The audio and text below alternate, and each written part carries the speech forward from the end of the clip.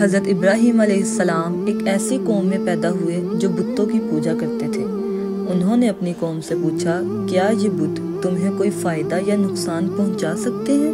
پھر ایک دن حضرت ابراہیم علیہ السلام نے سارے بت توڑ دیے۔ جب وقت کے بادشاہ نمرود تک یہ خبر پہنچی تو اس نے حضرت ابراہیم علیہ السلام کو اپنے دربار میں طلب کیا اور پوچھا، تمہارا رب کون ہے؟ تم کس کی عبادت کرتے ہو؟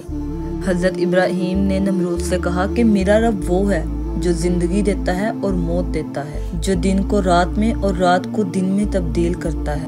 اس نے حضرت ابراہیم علیہ السلام کو آگ میں ڈلوا دیا اور اللہ نے آگ کو حکم دیا کہ ٹھنڈی ہو جا، تو آگ حضرت ابراہیم علیہ السلام پر ٹھنڈی ہو گئی۔